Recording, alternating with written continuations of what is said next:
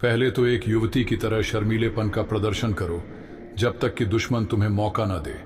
उसके बाद एक दौड़ते हुए खरगोश की तरह तेजी से आगे बढ़ो और तब दुश्मन के लिए तुम्हारा विरोध करना बहुत देर हो जाएगी। यदि यह आपके लाभ के लिए है तो आगे बढ़े, यदि नहीं तो जहां हैं वहीं रहें। यदि आप स्वर्ग को जानते हैं और पृथ्वी को जानते हैं तो आप अपनी जीत पूरी कर सकते हैं। अपनी योजनाओं को रात की तरह अंधकारमय और अभेद्य होने दो और जब तुम आगे बढ़ो तो वज्र की तरह गिरो। छापेमारी और लूटपाट में आग के समान बनो और स्थिरता में पर्वत के समान। अपनी सेना को जानलेवा संकट में डाल दो और वह बच जाएगी। उसे कठिन परिस्थितियों में डाल दो और वह सुरक्षित बच जाएगी। अपने प्रतिद्वंद्वी की प्रिय वस्तु पर कब्जा करके उसे रोकें तथा उसके जमीन पर आने का समय निर्धारित करें। नियम द्वारा निर्धारित मार्ग पर चलो और तब तक शत्रु के साथ तालमेल बिठाओ जब तक कि तुम निर्णायक लड़ाई न लड़ सको।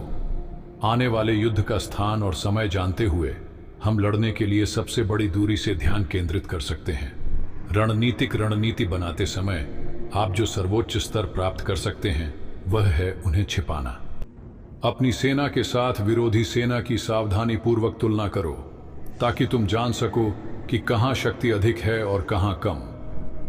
शत्रु को रास्ते से हटा देने के बाद लंबा और घुमावदार रास्ता अपनाना तथा उसके पीछे चलना तथा उसके सामने लक्ष्य तक पहुंचने की योजना बनाना विचलन की चालाकी का ज्ञान दर्शाता है। तुम्हारी गति वायु के समान हो और तुम्हारी सघनता वन के समान हो। चतुर योद्धा संयुक्त ऊर्जा के प्रभाव को देखता है तथा उसे व्यक्तियों से बहुत अधिक की आवश्यकता नहीं होती है। आप अपने हमलों में सफल होने के प्रति आश्वस्त हो सकते हैं यदि आप केवल उन स्थानों पर हमला करते हैं जो असुरक्षित हैं। हे सूक्ष्मता और गोपनीयता की दिव्य कला, आपके माध्यम से हम अदृश्य होना सीखते हैं, आपके माध्यम से अश्रव्य होना, और इसलिए हम दुश्मन के भाग्य को अपने हाथों में पकड़ सकते हैं। संख्यात्मक कमजोरी संभावित हमलों के खिलाफ तैयारी करने से आती है। संख्यात्मक ताकत हमारे विरोधी को हमारे खिलाफ ये तैयारी करने के लिए मजबूर करने से आती है। शत्रु को लुभाने के लिए चारा फैलाओ, अव्यवस्था का दिखावा करो और उसे कुचल दो।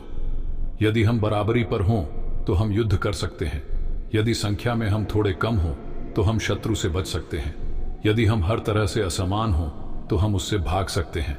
इस प्रकार युद्ध में विजयी रणनीतिकार जीत हासिल करने के बाद ही युद्ध की तलाश करता है, जबकि जिसे हारना तय है वह पहले लड़ता है और बाद में जीत की तलाश करता है।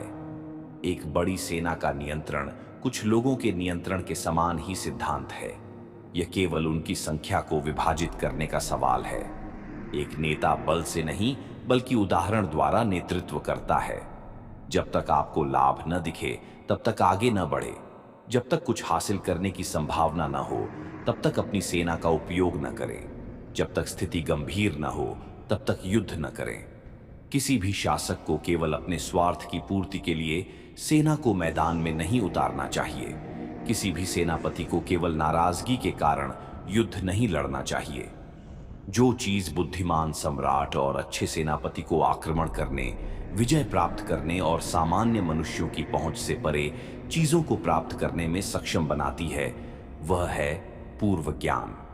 जब सेनापति कमजोर और अधिकारहीन हो, जब उसके आदेश स्पष्ट और सुस्पष्ट न हो, जब अधिकारियों और सैनिकों को कोई निश्चित कर्तव्य न सौंपे गए हों और रैंकों का गठन अव्यवस्थित ढंग से किया गया हो, तो परिणाम पूर्ण अव्यवस्था होता है। यदि लड़ाई से जीत निश्चित है तो तुम्हें लड़ना चाहिए, भले ही शासक मना करे। यदि लड़ाई से जीत नहीं मिलती तो तुम्हें शासक के कहने पर भी नहीं लड़ना चाहिए। अपने सैनिकों को अपने बच्चों के समान समझो और वे गहरी घाटियों में भी तुम्हारा अनुसरण करेंगे। उन्हें अपने प्रिय पुत्रों के समान समझो और वे मृत्यु पर्यंत तुम्हारे साथ खड़े रहेंगे। वह सेनापति जो प्रसिद्धि की लालसा किए बिना आगे बढ़ता है और अपमान से डरे बिना पीछे हटता है, जिसका एकमात्र विचार अपने देश की रक्षा करना और अपने संप्रभु के लिए अच्छी सेवा करना है, वह राज्य का रत्न है।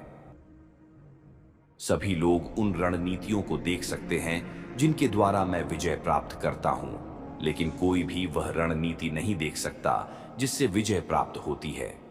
उन रणनीतियों को मत दोहराओ जिनसे तुम्हें एक बार विजय प्राप्त हुई है, बल्कि अपने तरीकों को परिस्थितियों की अनंत विविधता के अनुसार नियंत्रित करो। जो अपने प्रतिद्वंद्वी के संबंध में अपनी रणनीति को संशोधित कर सकता है और इस प्रकार जीतने में सफल हो सकता है, उसे स्वर्ग में जन्मा कप्तान कहा जा सकता है। रणनीतिक पैंतरेबाजी की कठिनाई कुटिलता को प्रत्यक्षता में बदलना और दुर्भाग्य को लाभ में बदलना है। सेना के साथ युद्धाभ्यास लाभदायक है, लेकिन अनुशासनहीन भीड़ के साथ युद्धाभ्यास सबसे खतरनाक है। जब तक हम देश की सूरत से परिचित नहीं हो जाते, हम सेना का नेतृत्व करने के लिए उपयुक्त नहीं हैं। इसके पहाड़ और जंगल, इसकी खाइयां और खाई, इसके दलदल और दलदल। नकली अव्यवस्था पूर्ण अनुशासन की धारणा बनाती है, नकली भय साहस की धारणा बनाता है, नकली कमजोरी शक्ति की धारणा बनाती है। जो भी मैदान में सबसे पहले आएगा और दुश्मन के आने का इंतजार करेगा, वह लड़ाई के लिए तैयार रहेगा। जो भी मैदान में दूसरे नंबर पर आएगा और उसे युद्ध के लिए जल्दी जाना होगा, वह थका हुआ पहुंचेगा। निर्णय की गुणवत्ता एक बाज के समय पर किए गए झपट्टे की तरह है, जो उसे अपने शिकार पर हमला करने और उसे नष्ट करने में सक्षम बनाती है। युद्ध जीतने वाला सेनापति युद्ध शुरू होने से पहले अपने मंदिर में बहुत सी गणनाएं करता है। युद्ध हारने वाला सेनापति युद्ध शुरू होने से पहले बहुत कम गणनाएं करता है। जो सेनापति रक्षा में कुशल है, वह पृथ्वी के सबसे गुप्त कोनों में छिपता है। जो आक्रमण में कुशल है, वह स्वर्ग की सबसे ऊंची ऊंचाइयों से प्रकट होता है। उत्कृष्ट नेता नैतिक कानून का पालन करता है तथा विधि और अनुशासन का सख्ती से पालन करता है। इस प्रकार सफलता को नियंत्रित करना उसकी शक्ति में होता है। युद्ध कला राज्य के लिए अत्यंत महत्वपूर्ण है। यह जीवन और मृत्यु का मामला है। यह या तो सुरक्षा या बर्बादी का रास्ता है। सारा युद्ध धोखे पर आधारित है। केवल वह व्यक्ति जो युद्ध की बुराइयों से पूरी तरह परिचित है, वह ही इसे चलाने का लाभदायक तरीका पूरी तरह से समझ सकता है। कुशल सैनिक दूसरा कर नहीं लगाता, न ही उसकी रसद गाड़ियां 2 बार से अधिक भरी जाती हैं। अपनी सभी लड़ाइयों में लड़ना और जीतना सर्वोच्च उत्कृष्टता नहीं है। सर्वोच्च उत्कृष्टता बिना लड़े दुश्मन के प्रतिरोध को तोड़ने में है। वह जीतेगा जो जानता है कि कब लड़ना है और कब नहीं लड़ना है। यदि आप दुश्मन को जानते हैं और खुद को भी जानते हैं, तो आपको 100 लड़ाइयों के परिणाम से डरने की जरूरत नहीं है। यदि आप खुद को जानते हैं लेकिन दुश्मन को नहीं, तो हर जीत के साथ आपको हार भी झेलनी पड़ेगी। यदि आप न तो दुश्मन को जानते हैं और न ही खुद को, तो आप हर लड़ाई में हार जाएंगे। प्राचीन लोग उसे चतुर योद्धा कहते थे, जो न केवल जीतता है बल्कि आसानी से जीतने में भी माहिर होता है। कोई गलती न करना ही जीत की निश्चितता स्थापित करता है, क्योंकि इसका अर्थ है उस शत्रु पर विजय प्राप्त करना जो पहले से ही पराजित है। पानी जिस भूमि पर बहता है, उसकी प्रकृति के अनुसार अपना मार्ग बनाता है। सैनिक अपने शत्रु के संबंध में अपनी जीत की योजना बनाता है, जिसका वह सामना कर रहा है। युद्ध में सफलता शत्रु के उद्देश्य के अनुरूप स्वयं को सावधानी पूर्वक समायोजित करने से प्राप्त होती है। ऊर्जा की तुलना क्रॉसबो के झुकने से की जा सकती है। निर्णय की तुलना ट्रिगर को छोड़ने से की जा सकती है। क्रोध समय के साथ प्रसन्नता में बदल सकता है। झुंझलाहट के बाद संतोष आ सकता है। लेकिन जो राज्य एक बार नष्ट हो गया, वह कभी दोबारा अस्तित्व में नहीं आ सकता। न ही मृतकों को कभी जीवित किया जा सकता है। यदि आपका प्रतिद्वंद्वी क्रोधी स्वभाव का है, तो उसे चिढ़ाने का प्रयास करें। कमजोर होने का दिखावा करें ताकि वह घमंडी हो जाए। युद्ध में कपट का अभ्यास करो और तुम सफल होगे। यदि दुश्मन कोई दरवाजा खुला छोड़ दे, तो आपको अंदर घुस जाना चाहिए। जब तक हम अपने पड़ोसियों के इरादों से परिचित नहीं हो जाते, तब तक हम गठबंधन नहीं कर सकते। अनुभवी सैनिक एक बार गति में आने के बाद कभी भ्रमित नहीं होता। एक बार जब वह शिविर से बाहर निकल जाता है, तो वह कभी भी असमंजस में नहीं रहता। यदि आप दुश्मन को जानते हैं और खुद को जानते हैं, तो आपकी जीत में कोई संदेह नहीं रहेगा। युद्ध कला राज्य के लिए अत्यंत महत्वपूर्ण है। यह जीवन और मृत्यु का मामला है। यह या तो सुरक्षा या बर्बादी का रास्ता है। सारा युद्ध धोखे पर आधारित है। केवल वह व्यक्ति जो युद्ध की बुराइयों से पूरी तरह परिचित है, वह ही इसे चलाने का लाभदायक तरीका पूरी तरह से समझ सकता है। कुशल सैनिक दूसरा कर नहीं लगाता, न ही उसकी रसद गाड़ियां 2 बार से अधिक भरी जाती है। अपनी सभी लड़ाइयों में लड़ना और जीतना सर्वोच्च उत्कृष्टता नहीं है। सर्वोच्च उत्कृष्टता बिना लड़े दुश्मन के प्रतिरोध को तोड़ने में है।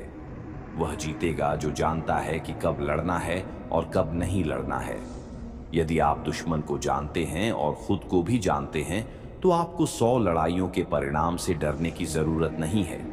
यदि आप खुद को जानते हैं लेकिन दुश्मन को नहीं, तो हर जीत के साथ आपको हार भी झेलनी पड़ेगी। यदि आप न तो दुश्मन को जानते हैं और न ही खुद को, तो आप हर लड़ाई में हार जाएंगे। प्राचीन लोग उसे चतुर योद्धा कहते थे, जो न केवल जीतता है बल्कि आसानी से जीतने में भी माहिर होता है। कोई गलती न करना ही जीत की निश्चितता स्थापित करता है, क्योंकि इसका अर्थ है उस शत्रु पर विजय प्राप्त करना जो पहले से ही पराजित है।